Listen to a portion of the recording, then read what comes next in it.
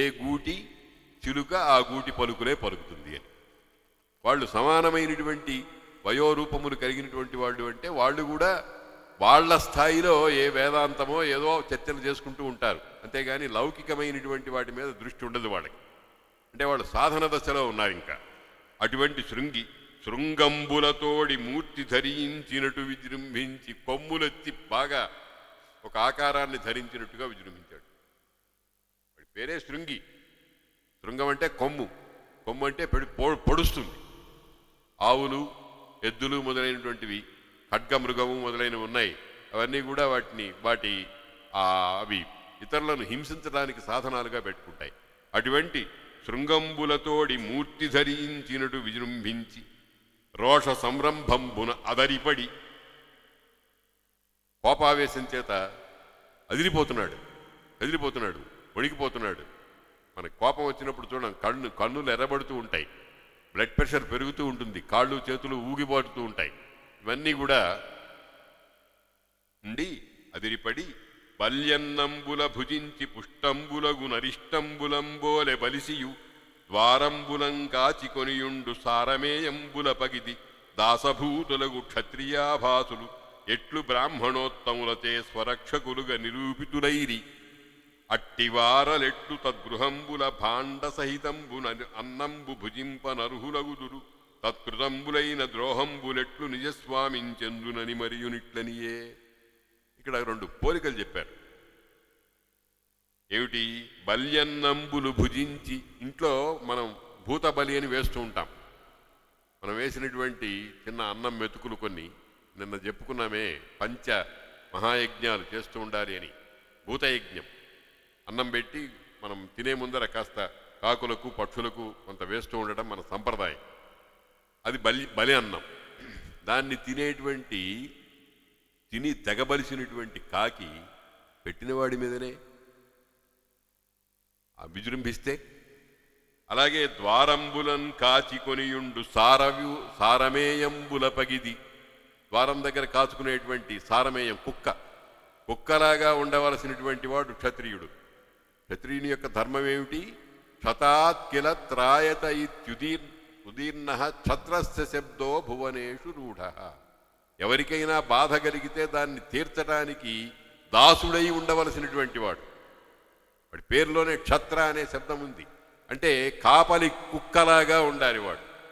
కుక్క ఏం చేస్తుంది? ఇంటిని కాపాడుతూ ఉంటుంది. అలాగే రాజు కుక్కలాగా దేశాన్ని అంతటినీ కాపాడుతూ ఉండాలి, ప్రజలందరినీ కూడా రక్షిస్తూ ఉండాలి, చోరాది బాధ లేకుండా చేయాలి.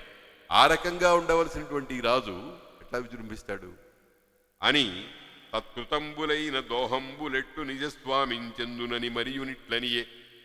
ఆడడు తన్ను దూషణములు, మా నాన్నగారు ఆయన ఏమైనా తిట్టాడా?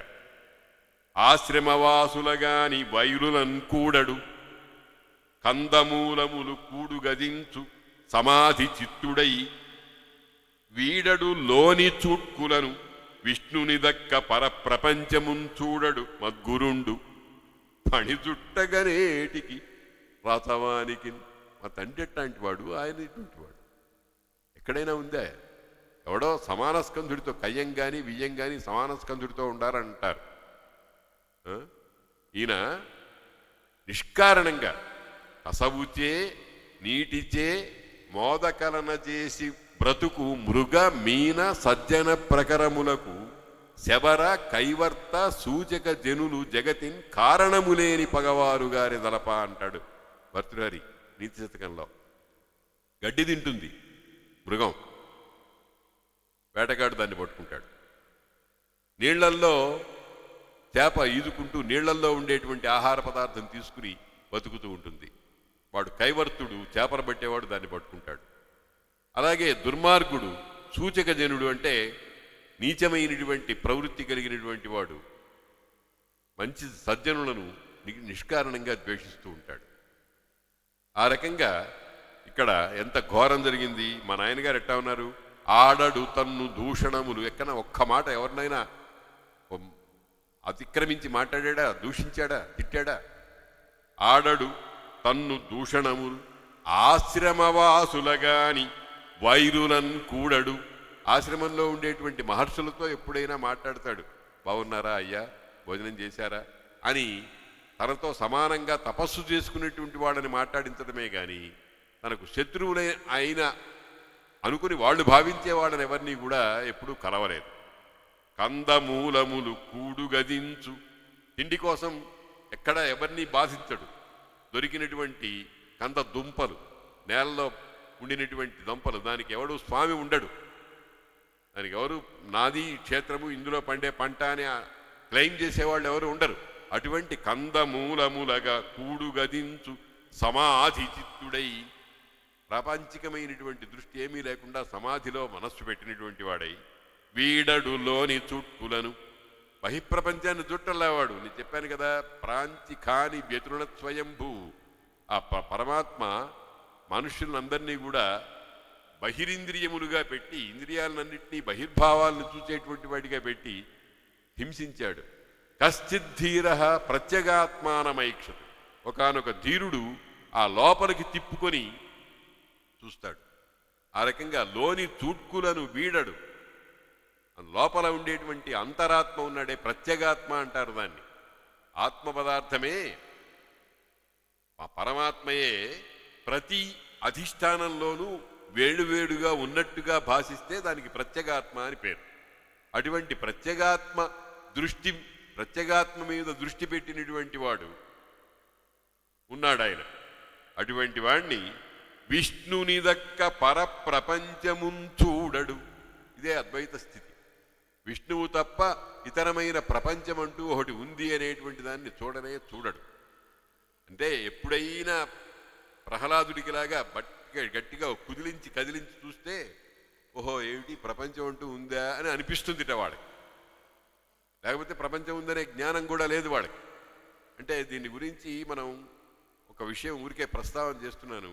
ఏమండి, ప్రపంచం లేకపోతే ఆయనకి పెళ్ళాం ఉందా, కొడుకట్టా పుట్టాడు, ఇటువంటి ఆలోచనలు మనకు అప్పుడప్పుడు వస్తూ ఉంటాయి.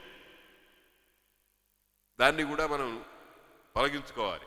అదంతా భగవదధీనంగా ధర్మశాస్త్రం చెప్పిన దాని ప్రకారంగా చేసినటువంటి ధార్మికమైనటువంటి ఉపాసనయే కానీ ఏది సంతానం పొందడం అనేటువంటిది అది లౌల్యం కాదు. దాన్నే చెప్పారు, భగవంతుడు చెప్పాడు, ధర్మా విరుద్ధో భూతేషు కామోస్మి భరతర్షభ. నేను సర్వభూతముల యందు కూడా ధర్మ విరుద్ధముగా అన్నటువంటి కామస్వరూపుణ్ణి. అది ఉపాదేయమే, అది త్యాజ్యం కాదు.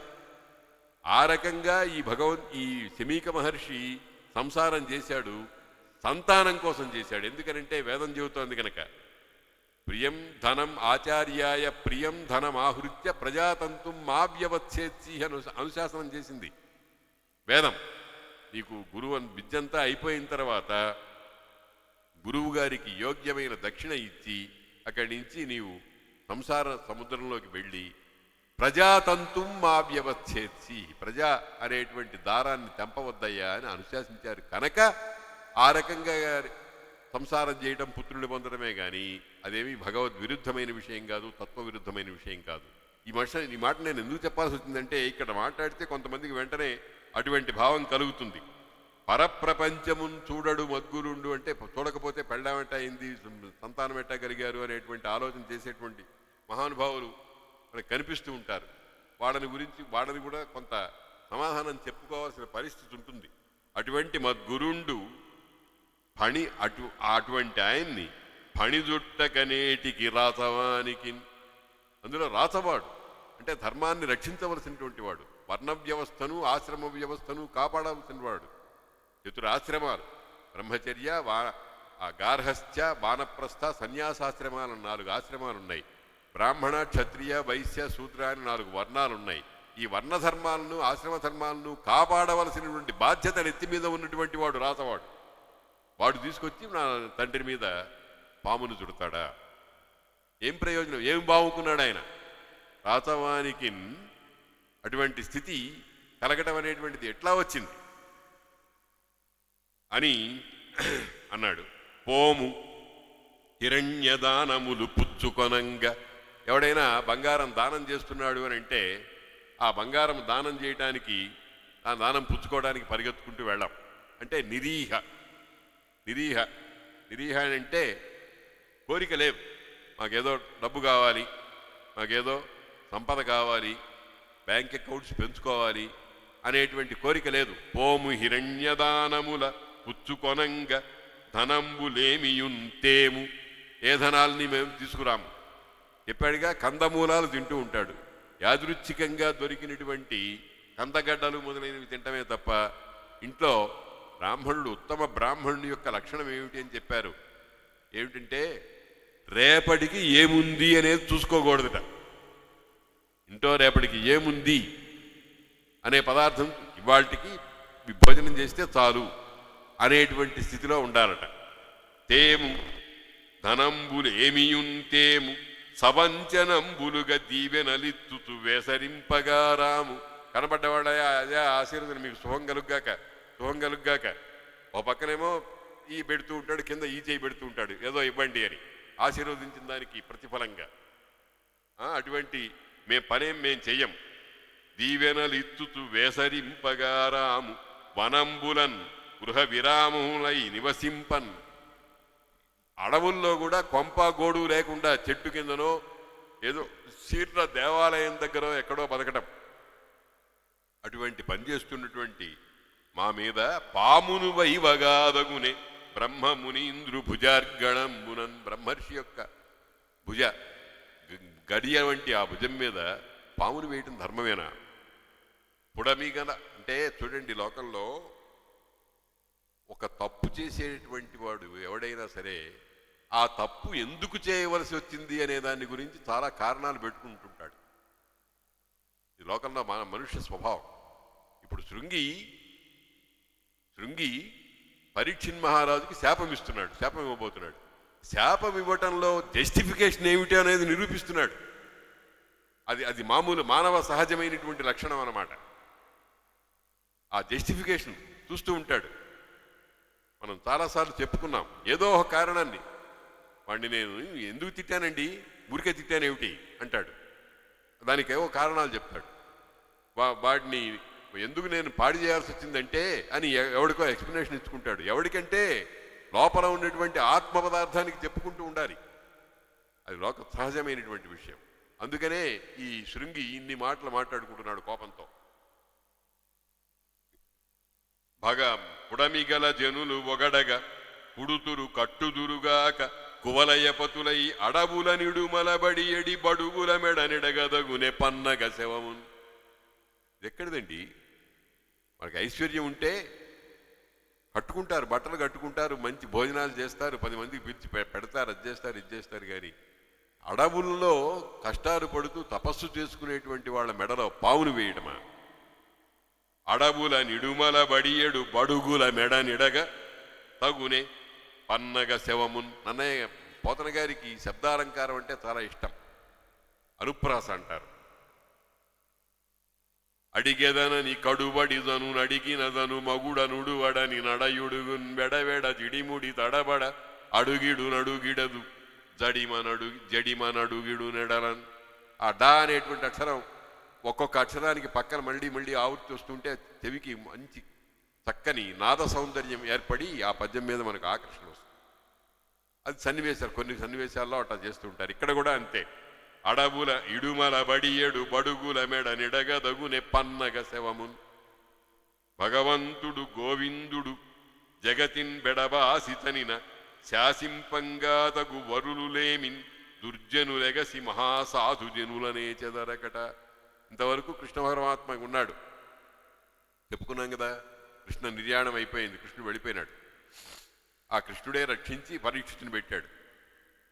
కానీ అతడు దుర్మార్గమైన పని చేశాడు గనక ఈ మహర్షి పుత్రుడు దాన్ని మరొక రకంగా భావన చేసి చెబుతున్నాడు. భగవంతుడు గోవిందుడు ఆయన పేరే గోవిందుడు. గో అంటే భూమి, భూమికి ఆనందాన్ని కలిగించేటువంటి వాడు. గో అంటే ఆవులకు క్షేమాన్ని కలిగించేటువంటి వాడు.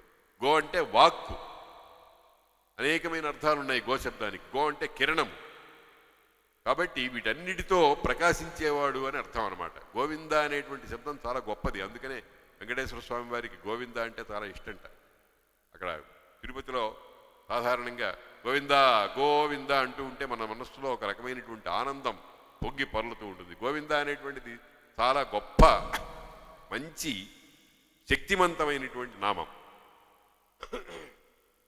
అటువంటి భగవంతుడు గోవిందుడు జగతిన్ పెడబాసి సనిన భూలోకాన్ని ఆయన వదిలిపెట్టి వెళ్ళిపోయినాడు. అంటే అవతార పరిసమాప్తి అయిపోయింది. మనలాగా పోవటం కాదు ఆయనంతా టైం టేబుల్, ఎప్పుడు రావాలి, ఎక్కడ ఎంతకాలం ఉండాలి, ఏ ఏ పనులు చేయాలి, ఎప్పుడు తాప చుట్టేసుకోవాలి అని అటువంటి ప్రణాళిక ప్రకారంగా ఆయన వెళ్ళిపోతే శాసింపంగా తగు వరులు లేమిన్, రాజ్యాన్ని పరిపాలించడానికి తగినటువంటి వాడు. రాజ్యపాలన అనేటువంటిది ఇప్పుడు రోజుల్లో మనం అంటున్నాం కానీ రాజ్యపాలన ఏలటం, కానీ రాముడు పాలన అనల్లా, ఉపాసన అన్నాడు. రామో రాజ్యం ఉపాసిత్వా. రాజ్యం అనేటువంటిది ఒక పరమ పూజ్యమైనటువంటి స్థితి. దానిని భగవంతుణ్ణి ఉపాసించినట్టు ఉపాసించాలి అని రాముడు మనకు చెప్పినటువంటి మాట. ఇప్పుడు పాలకులు అనేటువంటి వాళ్ళు దీన్ని చాలా జాగ్రత్తగా గమనించాలి. పాలన, ప్రజలు ఇవన్నీ కూడా వాటి అర్థాన్ని కోల్పోయినాయి దురదృష్టవశాత్తు. ఏమాత్రము దాంట్లో అవంత నేతి బీరకాయలో నెయ్యి ఎంత ఉంటుందో అంతే. కాబట్టి ఆ ప్రజా పాలన అనేటువంటిది తగు వరులు లేమిన్ దుర్జనులెగసి, రాజు యోగ్యుడు కాకపోతే యథా రాజా తథా ప్రజా. ఇప్పుడు అనేకమైనటువంటి నేరాలు ప్రబలిపోతున్నాయి. హైదరాబాద్ నగరంలో ప్రతిరోజు ఇంచుమించుగా చైన్ స్నాచింగ్ అనేటువంటిది వినిపిస్తూనే ఉంది. ఏవో చర్యలు తీసుకుంటున్నామన్నారు, ఏమీ జరగటం లేదు, రోజు రోజుకి పెరిగిపోతూనే. ఎందుకని? యథా రాజా తథా ప్రజా. ప్రభువులు అట్టాగే ఉన్నారు, ప్రజలు అట్టాగే ఉన్నారు. కాబట్టి ఈ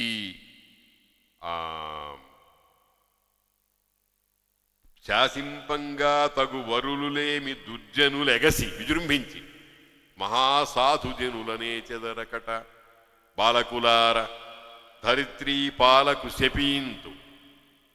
వాడికి శాపం పెడతాను నేను.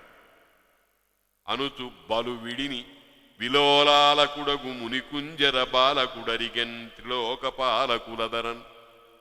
ఆ జుట్టంతా కూడా వేలాడిపోయి మొహంతా పిచ్చిగా తయారైంది. ఆ రకంగా అయినటువంటి ఆ బాలకుడు ముని బాలకుడు, ముని కుంజర బాలకుడు. ముని కుంజరుడు అంటే ఏనుగు, గున్న ఏనుగు లాంటి వాడు. గున్న ఏనుగుకి వివక్ష లేదు. చిన్న దూడలు మొదలైనటువంటివి ఒక నియమానికి లొంగి ఉండవు. అటువంటి బాలకుడు అరిగెన్ త్రిలోక పాలకులదరన్. ఇట్లు రోషించి కౌశికి నది కిందని జలోపస్పర్శనంబు చేసి, ఈ విధంగా రోషం పడ్డాడు. అక్కడే దగ్గరలో కౌశికి అనే నది ఉంది. ఆ నది దగ్గరికి వెళ్ళి నీళ్లు పట్టుకున్నాడు. జల ఉపస్పర్శనం అంటే శాపం ఇచ్చేటప్పుడు కానీ దానం ఇచ్చేటప్పుడు కానీ ధారాపూర్వకంగా వదలటం అనేటువంటిది మనకి ఆచారం చెబుతున్నటువంటి మాట. అటువంటి అంటే జల ఉపస్పర్శనం చేయటం అంటే అర్థం ఏమిటనమాట? జలంతో చేతిని కడుక్కోవటం. ఉపస్పర్శనం అంటే తాకించటం. ఈ జలం అనేటువంటిది చాలా అద్భుతమైనటువంటి పంచభూతాల్లో చాలా గొప్పది. ఆపోవా ఇదగుం సర్వం విశ్వాభూతాన్యాపహ ప్రాణావా ఆపహ పశవ ఆపహ అన్నమాపహ అని ఇట్లాగా జలమే సర్వము అని చెప్పినటువంటి మంత్రం ఉంది. అటువంటిది మొట్టమొదటిగా భూత సృష్టిలో ఆకాశము, వాయువు, అగ్ని, జలము, భూమి అని కదా, ఈ 5 భూతములలో ప్రాణి సృష్టి ఏర్పడినది జలంలోనే. అందుకనే అపయేవ ససర్జాదవు అని మన శాస్త్రకారులు చెబుతున్నారు. మొట్టమొదటినే అప్సృష్టి జరిగింది అన్నారు. అంటే పైన అగ్ని, వాయువు, ఆకాశము ఉన్నాయి, కానీ జలం అనేటువంటిది మొట్టమొదటి సృష్టిగా ఎందుకు చెప్పారంటే ప్రాణి సృష్టి అక్కడ ప్రారంభమైంది, తర్వాత మన భూమిలో ప్రారంభమైంది. కాబట్టి ఆ జల ఉపస్పర్శనం అనే దానికి ఒక ప్రత్యేకమైనటువంటి స్థితి ఉంది. శాస్త్రకారులు ఆ రకంగా చెబుతుంటారు. ఇప్పుడు మనం కూడా ఆచమ్య అంటాం, ఆచమనం చేస్తాం. కేశవాయ స్వహ, నారాయణాయ స్వహ, మాధవాయ స్వహ అని 3 సార్లు పుచ్చుకుంటూ ఉంటాం. 3 సార్లు అంటూ ఉంటాం. ఎందుకనంటే మూడిటికి ప్రత్యేకమైన అర్థం ఉంది. మనకి స్థూల దేహము, సూక్ష్మదేహము, కారణదేహము అని 3 దేహాలు ఉన్నాయి. సత్వము, రజస్సు, తమస్సు అనే 3 గుణాలు ఉన్నాయి. వాటినన్నింటినీ కూడా సమస్థితిలోకి తీసుకురావడానికి ఈ రకమైనటువంటి ఏర్పాట్లన్నీ జరుగుతూ ఉంటాయన్నమాట. కాబట్టి జలోపస్పర్శనంబు చేసి ఓడక వింటి కోపున మృతోరగమున్ కొనివచ్చి మారు మాట ఆడకయున్న మజ్జనకునంసతలంబున బెట్టి దుర్మద క్రీడ చెరించురాదు హరకేశవులడ్డినైన తచ్చుబో ఏడవనాడు తక్షక పణీంద్ర విషానల హేతి సంహతిన్. ఇక మళ్ళీ సర్పం వచ్చింది. అక్కడ చచ్చిపోయిన సర్పం వచ్చింది, నిన్ననేమో నాగచతుర్థి వచ్చింది, మరి ఇక్కడ 3వసారి సర్పం వచ్చింది. అంటే కథ అంతా కూడా సర్పం మీద జరుగుతోంది. ఈ మామూలుగా మనం చమత్కారంగా అంటూ ఉంటాం, 7 శంకురమయుడు దేని మీద పోయినాడు అని అంటూ ఉంటారే, ఆ రకంగా ఇప్పుడు ఆ సర్పం అనేటువంటిది అతి ప్రధానమైనటువంటిది. సర్పం అనేటువంటిది మనం అనుకున్నాం, సర్పం అనేటువంటిది సాంకేతికమైనటువంటిది, సింబాలిక్. సర్పం అనేటువంటిది ప్రసరణశీలం, కదులుతూ ఉండేటువంటిది. దానికి ఆ కదలటం అనేటువంటి దాన్ని వశం చేసుకున్నటువంటి వాడు నాగభూషణుడు, దానికి వశమైపోయేటువంటి వాడు జీవుడు. కాబట్టి ఓడక వింటి కోపున, వింటి కొప్పుతో, ధనుస్సు యొక్క ఒక భాగం చివరి భాగంతో మృతోరగమున్గొని వచ్చి మారు మాట ఆడకయున్న మజ్జనకునంసతలంబున పెట్టి. ఆయనేమి మాట్లాడలేదు, ఎదురుగుండా వచ్చి కొట్టడానికి వచ్చినా సరే అట్లాగే నిశ్చలంగా ఉన్నాడు ఆయన.